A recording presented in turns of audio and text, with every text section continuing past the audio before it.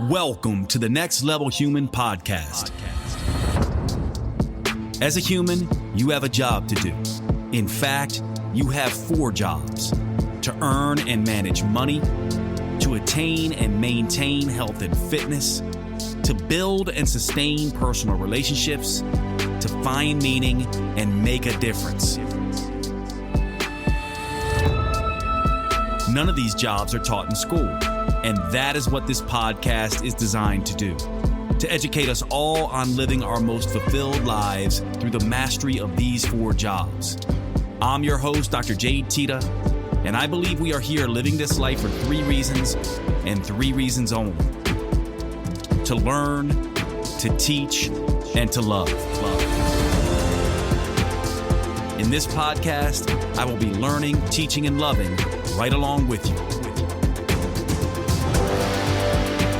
I'm grateful to have your company. Here's to our next level.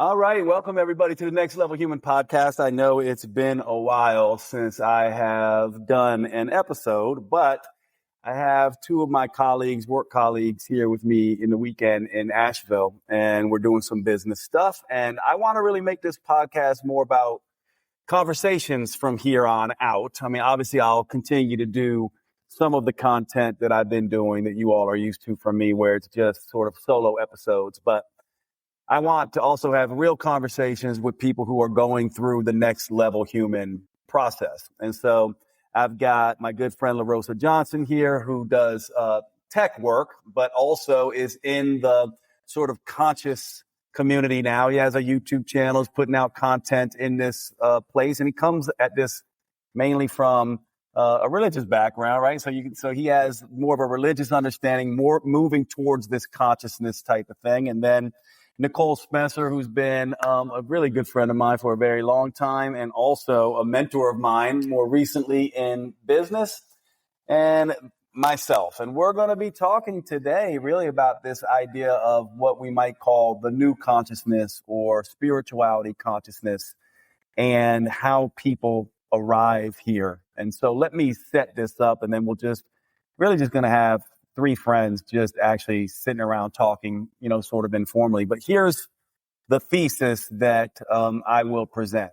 From my perspective, when you look at the world of spirituality, we've kind of got 2 categories, and there doesn't seem much other room for it. One category is the religious category, right? So it's like this idea that you come at spirituality from a religion, Christianity, Islam, Judaism.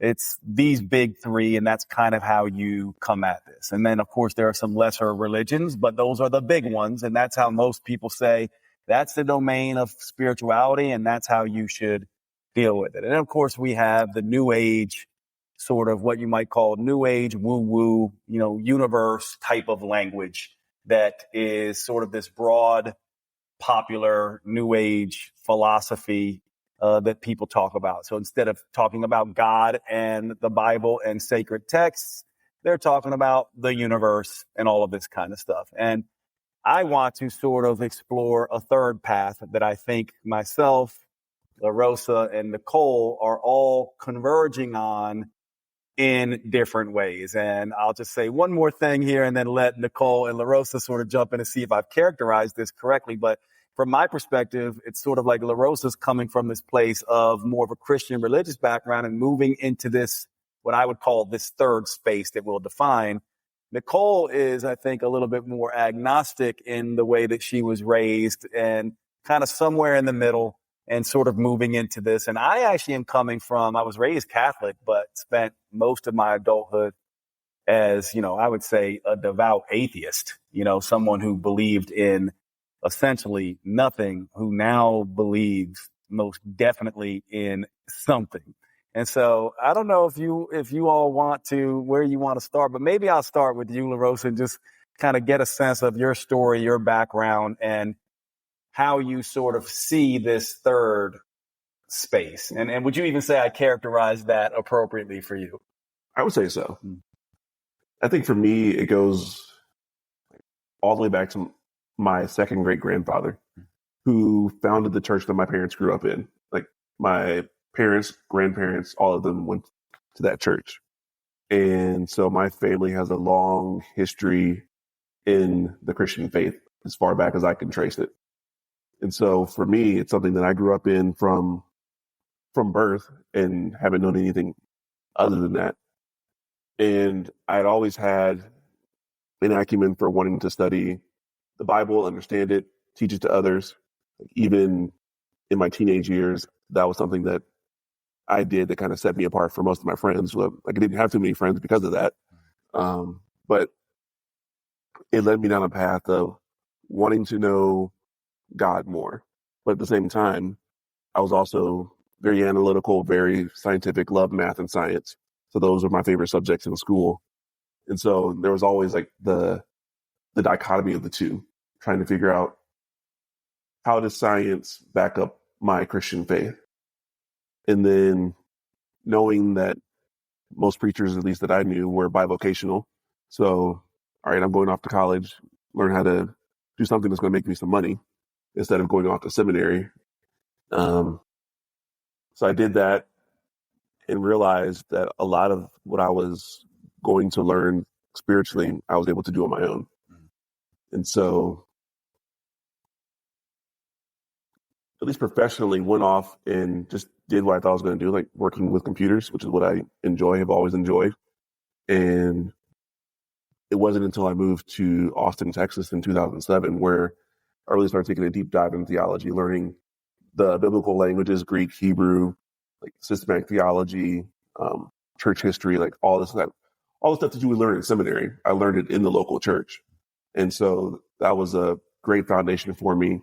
And also working for a Bible software company at the time. So not having to go spend money on books because being an employee, you get everything for free. And so that really helped solidify the foundation that I thought I needed at that time, and really stood for many years. Like, wrote books about it, have websites about it, and that's really where things took me. And then it was actually working with Nicole for business coaching that things started to take a little bit of a shift, because as a part of not only the business coaching, she really harked on needing to change your mindset. And that's what's really going to help you be successful in your business. And so as a result of that, bringing in people who thought differently about things, that was more on like what we would call like the woo-woo side of things, and looked at things from that side. And at first being very hesitant, like I would show up for all the calls because that's what I paid for. That's what I was going to do. And so did that. Was very hesitant. It was like, you know what? I'll listen. And then I just started seeing people's lives change and how it was impacting them. And then starting to work with some of the people that were in the group with me, working with them one-on-one, paying for them. And they had psychic gifts. And then someone else started getting into tarot. And so she offered a free reading one day. And I was like, you know what the hell? Let me just see what it says. Even though everything in my Christian faith was like, it's the occult, don't do it, it's divination. I was like, what's the worst that can happen? And so I get this reading and it's like, wow, this is very insightful for where I am in this moment. And sure, you could look at it as this is very generic and you can make it mean anything.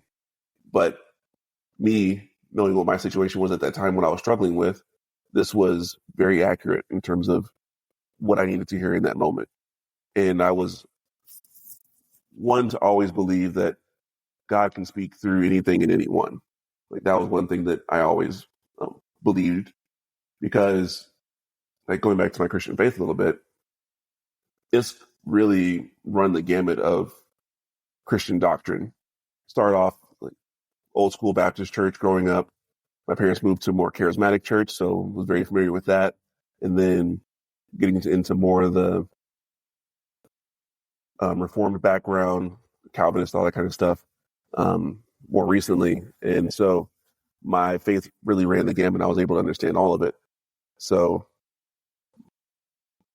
with all of that, it really just started transforming things for me and started to have a more open mindset.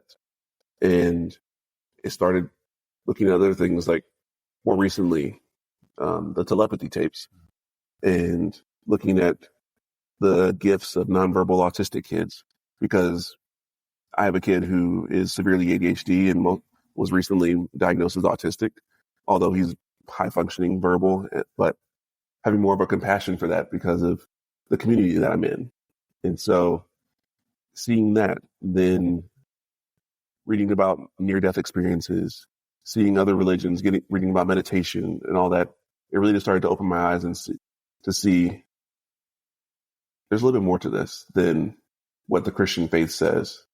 And I started diving into quantum physics and all that stuff because I love the science and I want to back it up with science. And then that really just blew my mind. And from there, it's like, I still tell people that I hold to my faith. I hold Jesus in a very high regard, but at the same time, I am open to God or source or universe, whatever people want to call it. At this point, I don't really care because it's all just a word. And I'm open to hearing God speak wherever he wants to speak, however he wants to speak. And that is kind of the long and short of what's gotten me to where I am now. Yeah, I love that. And before we get to you, Nicole, I want to just follow up on kind of what I heard. It's really interesting. Like I didn't realize you had this deep of a background in Christianity. I mean, you went deep into that world and were steeped in it. And it strikes me, the one thing that strikes me about what you said, it seems to me, and don't let me put words in your mouth, but you said something that's really interesting to me, that I was always one to see that God can speak to me in many ways. And that openness seems to have allowed you to hear, and at least in your perception and your filters, to see this as your connection to God, even if it didn't look like your Christian faith would necessarily spell it out. And I find that super interesting. And am I getting that right? That's kind of how you came into this place? You just started being like, this feels too much like God, guiding me or speaking to me, and I can't ignore it. Yeah. And there were just too many synchronicities that I couldn't ignore. Where, a perfect example, after I got that first tarot reading, I signed up with her to get a weekly reading after that, like every single week. So it's been like 3.5 years now at this point, getting a weekly reading. And I would also have a weekly call with a friend of mine where I was doing the coaching with her. And those two would happen around the same time on a Monday morning. So I get off the call, we'd be talking about coaching stuff, helping me grow my business.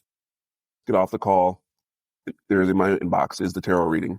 They'll give it a listen. She's talking about the exact same thing that we were talking about on the call. Wow. With no context whatsoever to know that we were talking about that or anything. Because one of the things about the tarot reading that I get is she has no context for it whatsoever. It's what she calls her, what do you need to know now reading. And so whatever she feels and sees, that's what she tells me. So she doesn't come to me for any context. She just tells me what she sees. Yeah, and actually, so one thing I want to say about this before we get into Nicole's story is that it does seem to me that this is a theme as people start to move into this, let's call it third consciousness, or this third sort of understanding where it's not simply religion and it's not simply new age woo. It's this idea of tapping into a level of consciousness that is speaking in a sense, and they start paying attention to synchronicities and serendipities and signs in ways that you start going, this is just too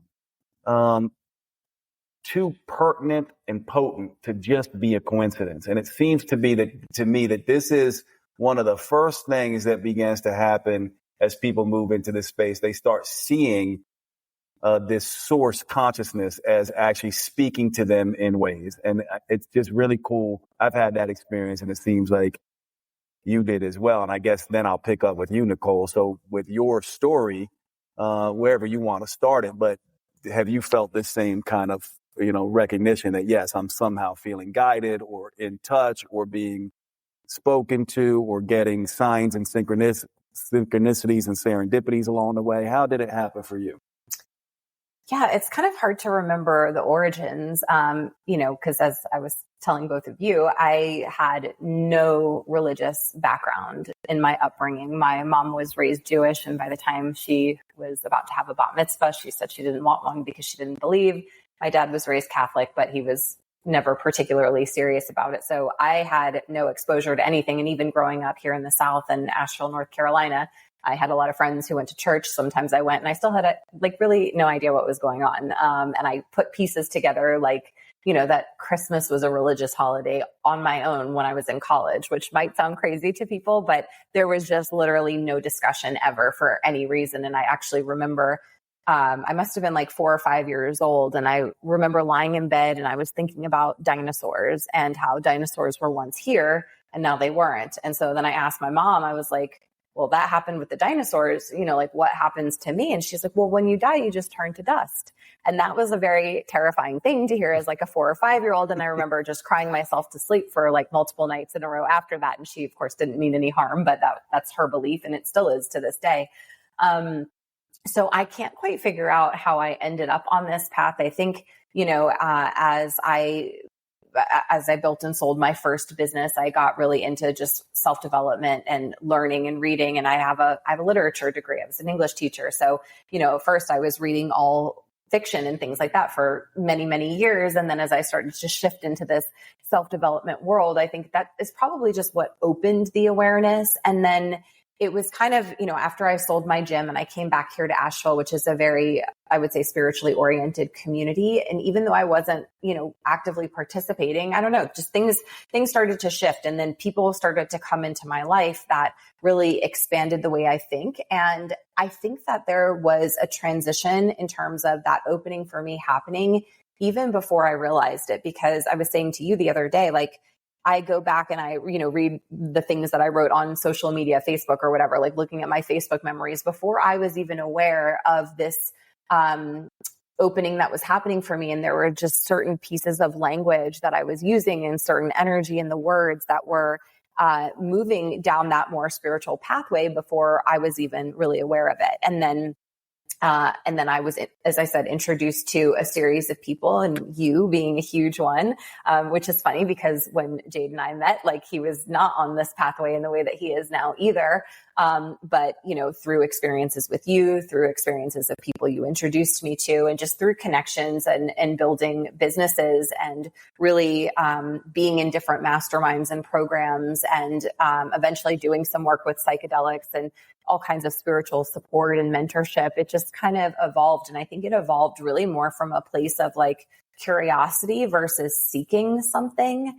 But then, you kind of arrive at this place when you dive in long enough and have enough experiences and have enough conversations where it's not something you can really deny. And I think I'm still, as much as I believe, and I would say I believe, with everything that I have, I'm also equally as skeptical of all of it still. So I don't know if that answered the question, but yeah, no, I think it does. And I want to just give briefly my background, and then I want the three of us to discuss how we each engage with whatever this is. And for my background, well, I grew up Catholic, but after First Holy Communion, my mother's, really hippie, 60 culture, that's what she really was a hippie.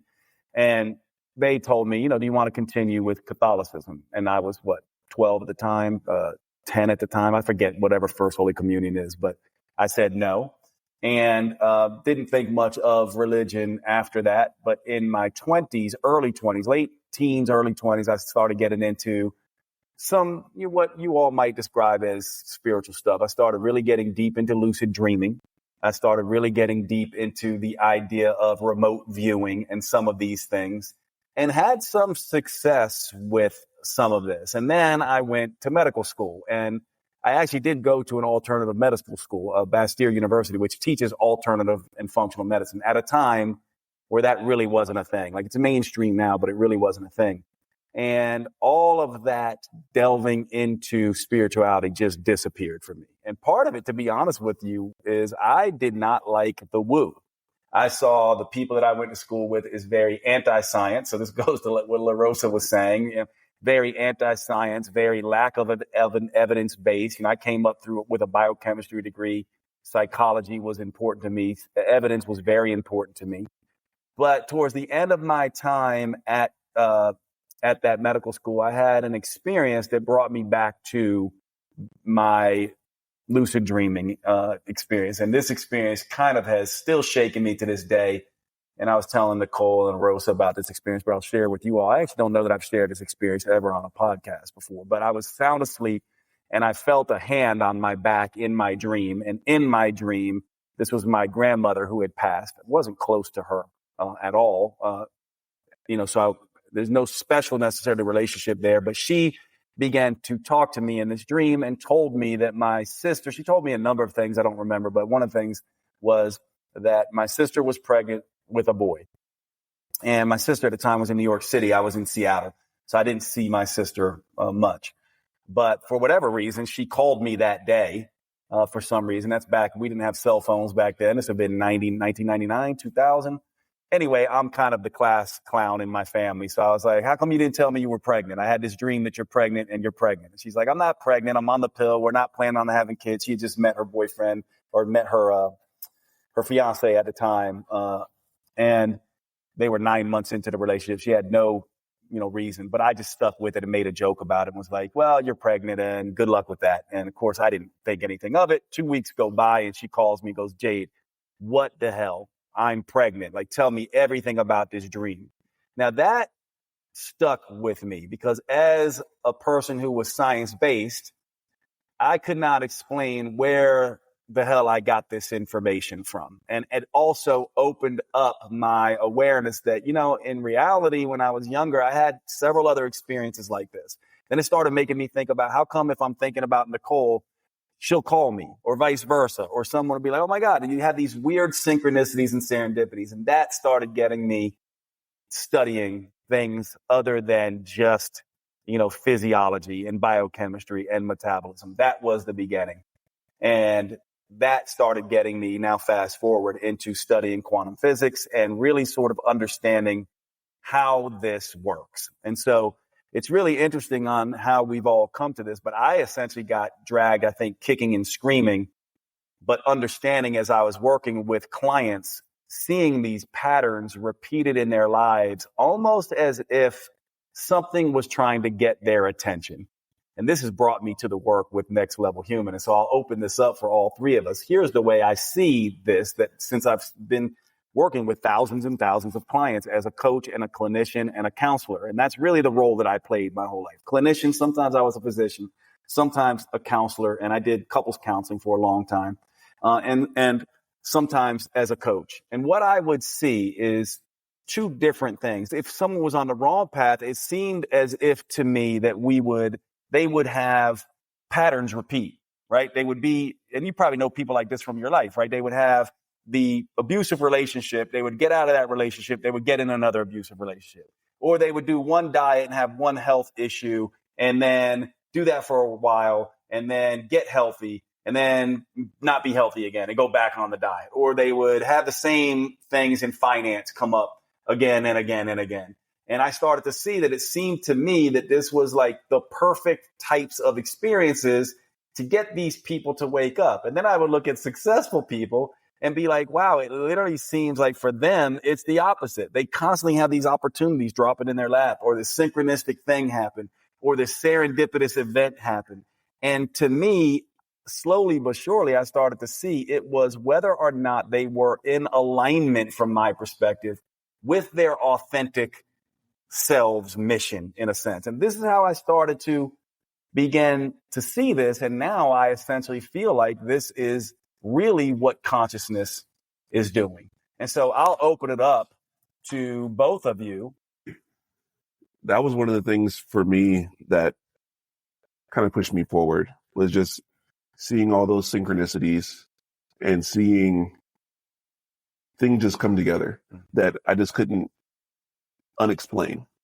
Like they were there. I couldn't ignore them anymore. And even though my Christian faith said one thing, it was very adamant that, no, this is of the devil, is demonic, or however they wanted to label it. I was like, well, I'm looking at this from a scientific perspective. And there are many things throughout history that the church has deemed witchcraft, heresy, or whatever, that they've later now claim as science and give it their backing. So I see this as me being on the front end of that.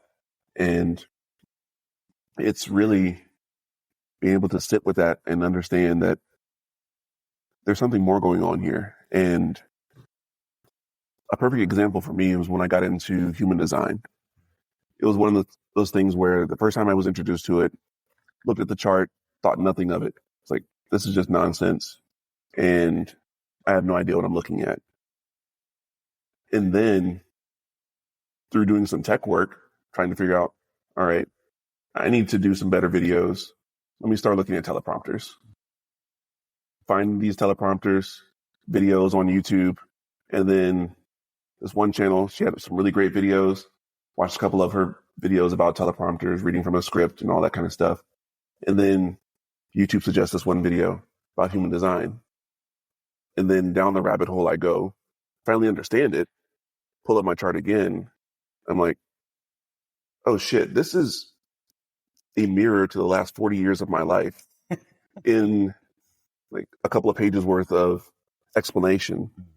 And I couldn't just ignore it anymore. And seeing, well, this is why things didn't go the way that I thought they would, or why things didn't work, or why I feel like me pursuing this particular path felt like an uphill battle, because that's not the way that I was designed or crafted to work with my energy. But then now that I've got that understanding, being able to put that into play, now things are starting to move because I've got that alignment. And just being able to see those things in action, along with all the other things that I'm looking at in terms of like the quantum physics and all those other things, it's just making a lot more sense to me. Yeah, I love this idea, because here's another thing that I found with this whole process of learning to communicate with, let's just call it communicate with consciousness. Mm-hmm. This, and we can get into it if you all want, like the quantum physics aspect of it. But to me, one of the things that seems interesting to me is that there are many, many tools, right? Mm-hmm. Like there's astrology and there's human design and there's lots of different, there's, enneagrams and different things. And what I have found is that each person sort of comes to this work in a way. It's almost like, just like when I used to do metabolism, I used to get so upset at the idea that there was these one size fits all diets, because I'd be like, no, there is no one size fits all diet. There's the tools that work for you, and you have to create your diet.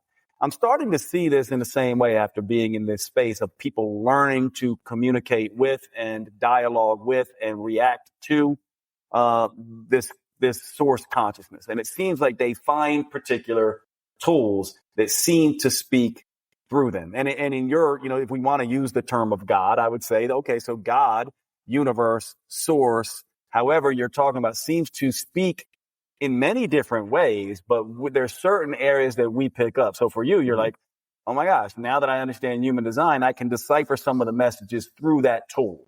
Right? Like, I don't really resonate with astrology at all. It never makes much sense, but I do know people who really get a lot from astrology in terms of it resonating and being very useful for them as they move through their lives. And so there's just these very different tools. Nicole and I know, also delved into psychedelics, which I feel like have a really direct access point, sort of a shortcut into a consciousness. I would say sometimes it goes a little too deep. Like, I much more prefer a more gentle, meditative breath work type approach now.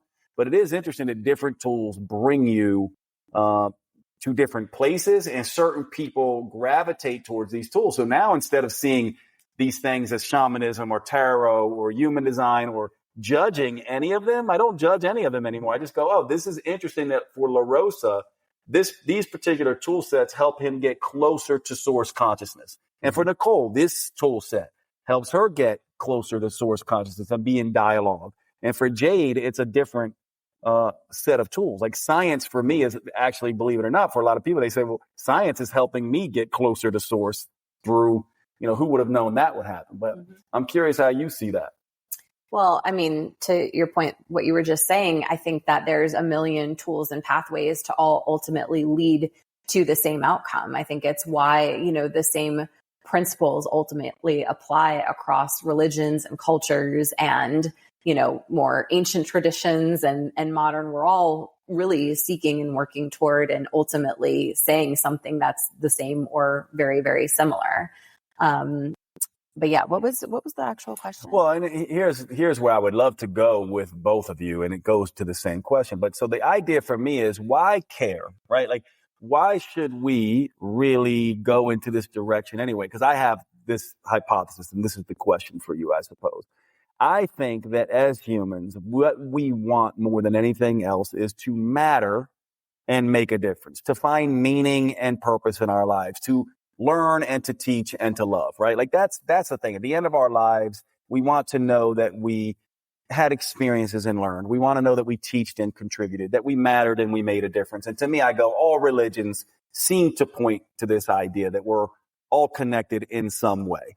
And so then I go, so why go in this direction to begin with? Like, why should anyone listening to this be like, I want to learn some of this technology to speak and dialogue with consciousness in a different way than what religious said or the new age woo types say, but is more science-based and grounded, which is what we teach at Next Level Human.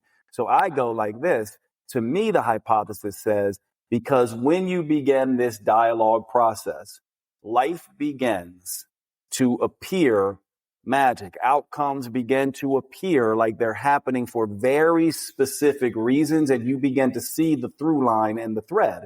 And so I guess I'm interested in you is how you see that, because I know from your perspective, Nicole started a company when I first met that was called Authentic Conversion Marketing. And to me, it was a really interesting thing at the time, because what I saw was a lot of inauthenticity. And I've seen now that authenticity, to me, seems to be one of the things that aligns you with source and starts to allow you to listen to source. So I'm asking how you see that. A, why should people care about this? What has your journey been in this regard? And how do you feel like you've been able to have the success you've had? Because if I know you and I talk about this all the time, but I'd be curious how you see it. Do you feel like getting in alignment with this process and this source, even when you didn't know that you were in alignment, allowed your life to be richer, better, more fulfilled?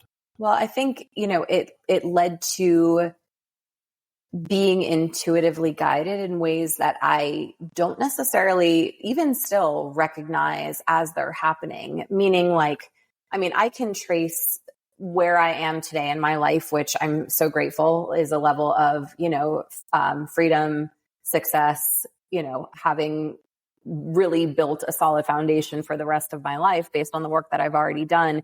And I can attribute all of that to decisions and outcomes that happened many years before I was even on this pathway.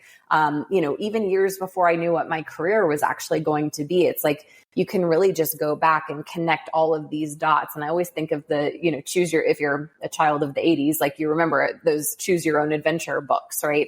And so you can see okay, if I choose option A, I end up here. If I choose option B, I end up here.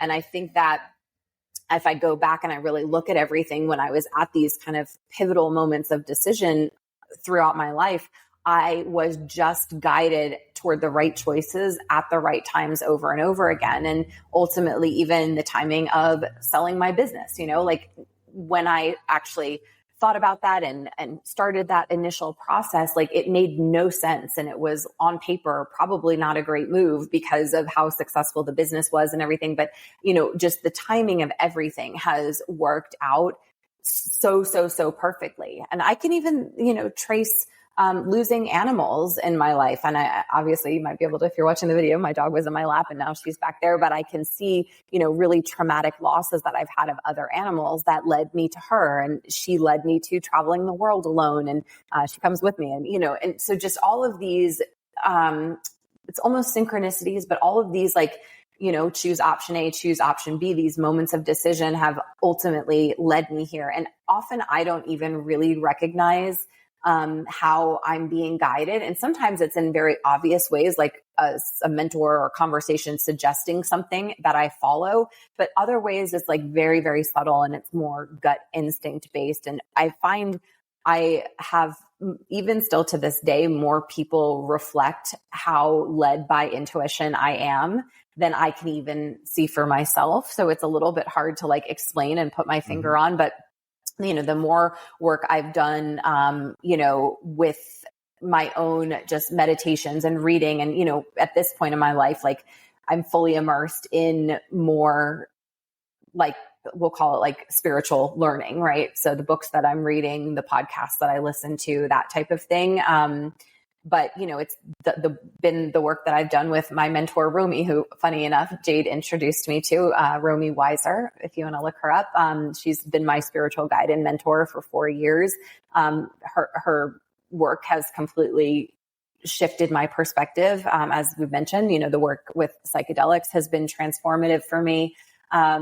As well as just hearing about other people's experiences. And the more time you spend in this space, the more things start to just be like, okay, this isn't a coincidence anymore. And the three of us are all kind of listening to a podcast now that really combines spirituality and science in a way that I think is really compelling and unique. And I think for those of us who have that really strong skeptical background, which we all do for different reasons, it's so important to be able to see enough evidence, right? And that evidence can come through actual studies. It can come through enough people reporting the same thing. It can come through our own experiences to where, we are ultimately latching on and still forming this thing that we're believing.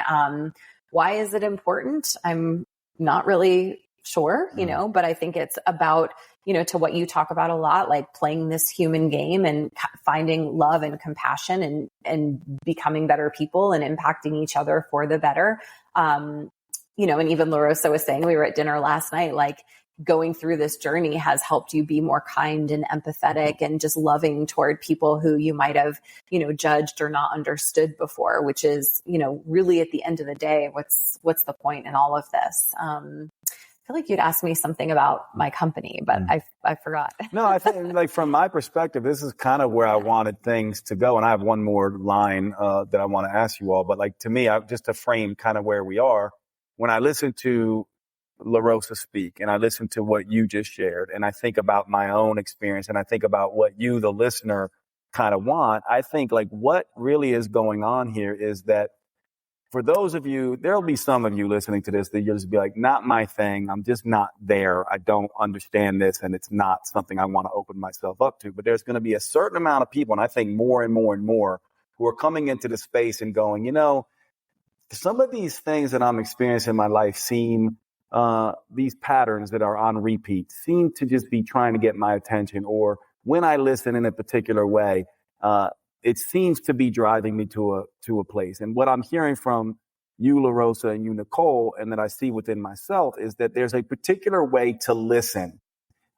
Nicole listened in a particular way. It's different than the way LaRosa was listening. But if we hear LaRosa's story about, I'm on YouTube and I'm doing this thing and this thing was introduced to me, but then it was introduced to me again. And for whatever reason, I felt compelled to do this. And then it, for whatever reason, it brings me down this path. And then I'm like, oh my gosh, this makes sense here. This is kind of how this works. Like I have a rule in my life where I'm like, if 3 different people tell me the same thing, I go and see it and see about it. If it's a book, if it's a show, if it's something I need to look into, because what I have found is that this is the way it seems to speak to me. Other people, it will speak through, numbers, or it might speak through a book, or it might speak through a song or particular art or animals or whatever it is. The point is there is a language here to be deciphered if you're willing to look at it. And when when you start to decipher it,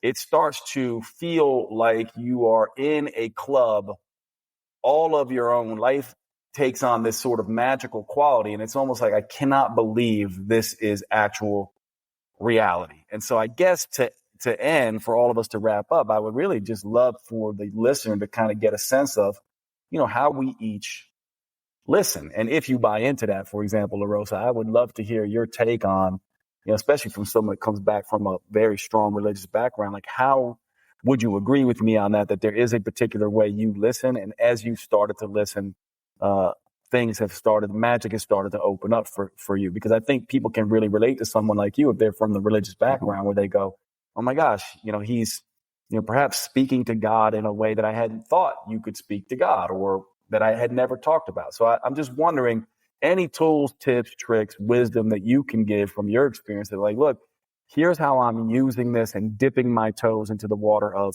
whatever you want to call it, source consciousness, God communication, universal alignment, and any insights you have with that.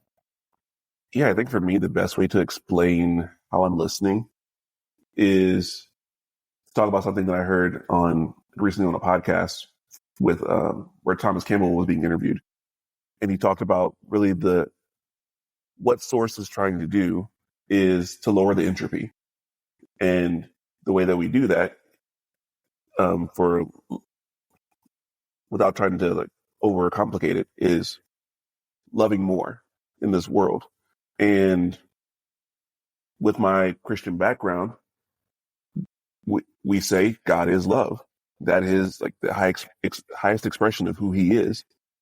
And then you look at every other world religion, it's all about living the golden rule and forgiveness, loving others.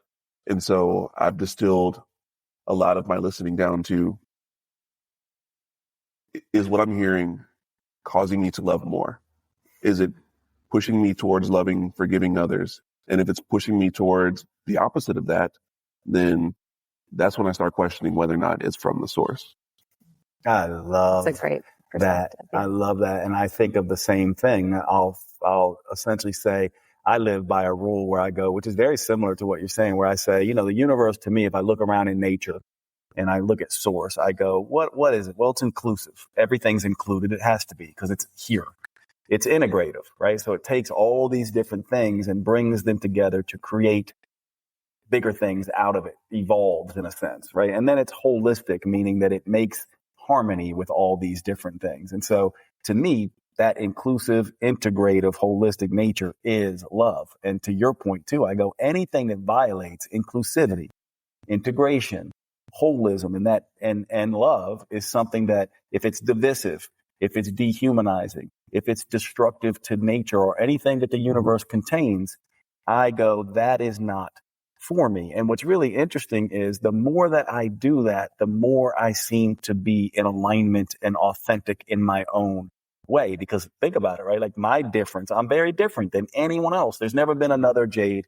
There never ever will be. There'll never be another LaRosa. There never has been. There's never been a Nicole. There never will be. You listeners, right? You are wholly unique. There will never be another you. And to me, I'm like, when you get into this inclusivity, this integration, this holistic nature, which to me defines love and what source really is, then you also own your own unique nature. And as soon as you do that, you're no longer playing the game of culture. You're no longer trapped by the noise. And all of a sudden, even your social media feeds start to show up in a way that learn and help you love and help you teach versus just noise and nonsense. So I definitely second that. And I will say with the social media for me, I don't see it really the way that a lot of people see it. To me, it has been an extension of this communication process. I don't have a lot of destructive stuff that shows up on my social media feeds. It's not distracting so much. It actually helps me learn. It helps me teach. It helps me create and love more.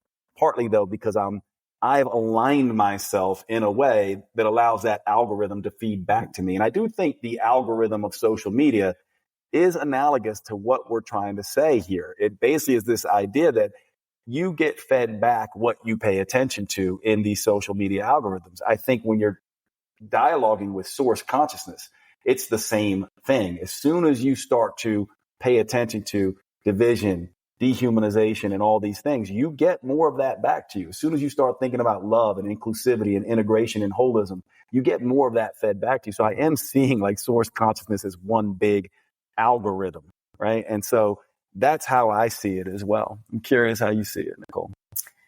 Well, one thing I was going to say is, because I think this is important, that occurred to me is, maybe you were speaking last, is the fact that the three of us are sitting here doing this together right now, to me is like the perfect example of following intuition, of being divinely led to certain moments in your life, right? So, Jade and I have known each other for many years now. We met in, I would say, a pretty unlikely way, which you can share or not. And Tinder for all of you. Shout out to Tinder. But, and we've had a complicated connection, it's not been direct. It hasn't been super easy along the way. But it's been wonderful. And we love and respect and appreciate each other. And even like with LaRosa, you came into my business as a client at a time where, I was getting so many clients. It was like just insane. So you were a client, in a big group of people, but there was just something that stood out about you, right? And I didn't know what it was for a long time. I was like, this guy just gets it. Like he hears everything I say and he can like repeat it back. And like, you showed up and I loved your, how you showed up, but there was just always like something more there. And then eventually LaRosa came and worked for me and, helped our clients with their tech and got his clients and all of this stuff. And I didn't even know until, I don't know, this year that you were having all of this like kind of opening around your faith and your spirituality, until you really started sharing that. And you were so open to receiving things I wanted to share with you, and you like consumed it so fast. And, then, I, referred you to Jade, and like, there are just so many things that had to happen along the way, and these like sparks of connection and just being led, and just to make certain decisions and have certain conversations I think that's how we all end up where we are at any moment in life, right? It's just a series of choices and events, but there are certain moments where you find yourself and you're like, okay, this was guided to be here, I think. So, yeah. And as we wrap it up, I would just finally say this: if you're listening to this and you're feeling intrigued, from my perspective, there is, for lack of a better term, let's just call it technology in quotes, a way of thinking, a way of being, a philosophy of engaging that allows you to be guided. And of course, this is what I want to be talking much, much more about, which is why I wanted to do this podcast. And it was, again, serendipitous, like literally, synchronistic event to have the three of us all talking about this, as I was talking about Next Level Human and my business, and LaRosa and Nicole all helping me sort of hone in on the messaging.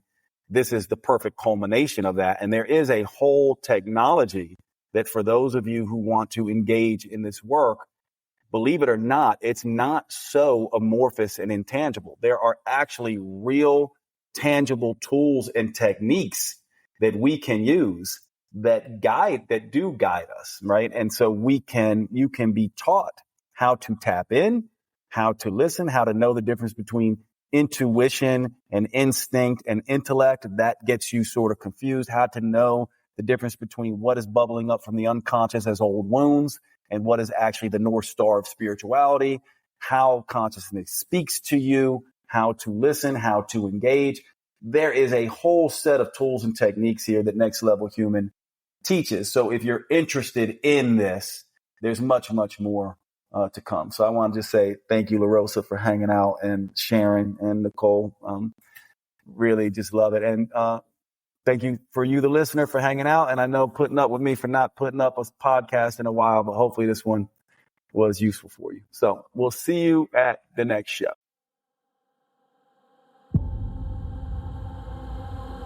You have been listening to the Next Level Human podcast with Dr. Jade Teta.